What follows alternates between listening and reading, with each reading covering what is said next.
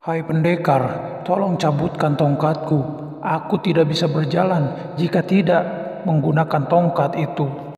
Semua pori-pori Raden Kian Santang bercucuran darah dan lemas tidak berdaya karena ingin mencabut tongkat yang ditancapkan oleh sang kakek tua itu.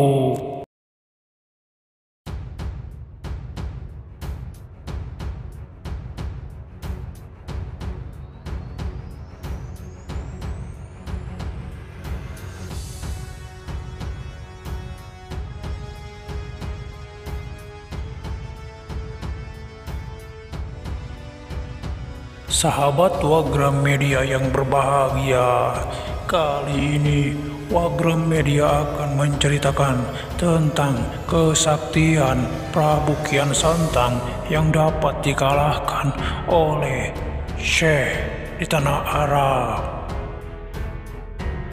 Dahulu, sewaktu Raden Kian Santang tumbuh dewasa, beliau belum pernah sekalipun melihat darah yang mengucur di dalam badannya.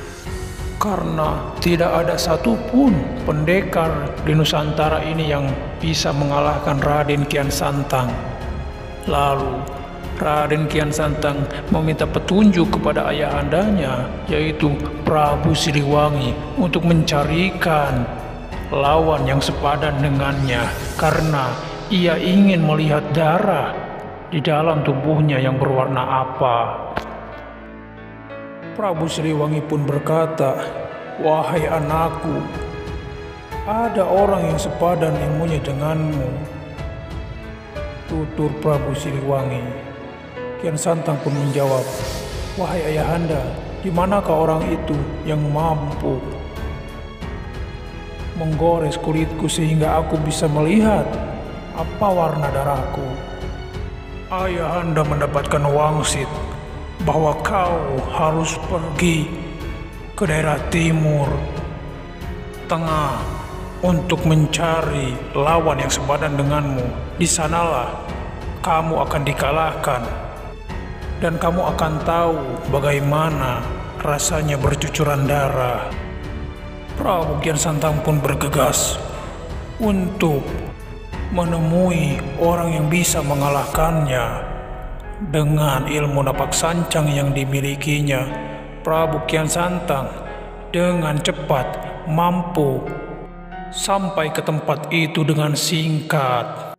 Setelah sampai di tepi laut, Prabu Kian Santang melihat ada kakek tua yang berjubah hijau. Lalu ia bertanya, "Apakah di sini ada pendekar yang paling sakti?" Kakek tua itu menjawab, "Di sini tidak ada orang sakti, wahai pendekar. Memangnya kau mau apa menanyakan di sini ada orang sakti atau tidak?" "Ya, aku diutus oleh ayahku untuk menemui seorang pendekar yang bisa mengalahkanku. Karena di negeriku tidak ada yang bisa mengalahkanku. Dan yang paling penting, aku ingin melihat warna darahku seperti apa." "Baiklah, aku tahu orang itu, wahai pendekar. Orang itu bernama Ali Khaidir." Kian Santang bertanya, "Apakah kau tahu di mana dia berada?" Kakek tua menjawab, "Ya, aku akan antarkan kau untuk berhadapan dengannya, wahai pendekar sakti." Ketika kakek itu hendak pergi, dia sengaja menancapkan tongkatnya dan meninggalkannya. Lalu dia berpura-pura kepada Kian Santang, "Wahai pendekar, tolonglah aku untuk mencabutkan tongkatku. Aku tidak bisa berjalan jika tidak menggunakan tongkat." "Wahai kakek tua, aku anak seorang raja, tidak mungkin aku bisa disuruh oleh siapapun." Kakek tua itu pun menjawab, "Baiklah, jika kau tidak mau mencabut tongkatku, aku tidak akan mengantarkan kepada orang yang kau cari." Prabu Kian Santang pun dengan terpaksa menuruti permintaan sang kakek tua itu dengan mencabut tongkat kakek tua itu. Awalnya Kian Santang mencabut dengan biasa saja, namun tongkat itu sangat susah untuk dicabut. Semakin ingin hendak dicabut, tongkat itu semakin dalam. Bahkan kaki Raden Kian Santang pun ikut tersedot ke dalam tongkat itu. Kakek tua itu pun berkata, "Wahai pendekar Mahasakti, cepatlah kau cabut tongkatku, biar aku segera menemukanmu dengan orang yang kau ingin temui." Kian Santang pun mengeluarkan segenap dari tenaga dalamnya untuk mencabut tongkat itu, namun sia-sia. Semakin ia mengeluarkan kekuatannya, semakin banyak darah yang tercucur di badannya. Hingga Prabu Kian Santang akhirnya menyerah karena tidak bisa mencabut tongkat yang ditancapkan kakek tua itu. Di hari itulah pertama kali Raden Kian Santang melihat darahnya yang keluar dari tubuhnya. Lalu dia berkata, "Wahai kakek tua, aku tidak jadi untuk bertemu pendekar yang aku maksud." Kakek tua itu berkata, "Kenapa wahai pendekar? Bukannya kau ingin mengadu kesaktian dengannya?"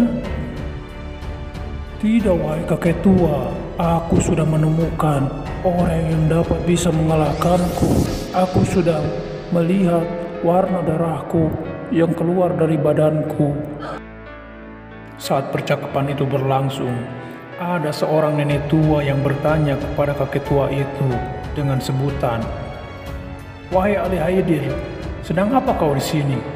Mendengar nama Ali Haidir, Kian Santang pun tunduk dan menangis di hadapan Ali Haidir dan berkata, "Rupanya engkau yang dimaksud oleh ayahandaku. Wahai kakek tua, aku mengakui kekalahanku dan aku ingin menjadi muridmu." Kakek tua pun menjawab, "Ya, aku mau menjadi gurumu, tapi kau harus masuk ke dalam ajaranku."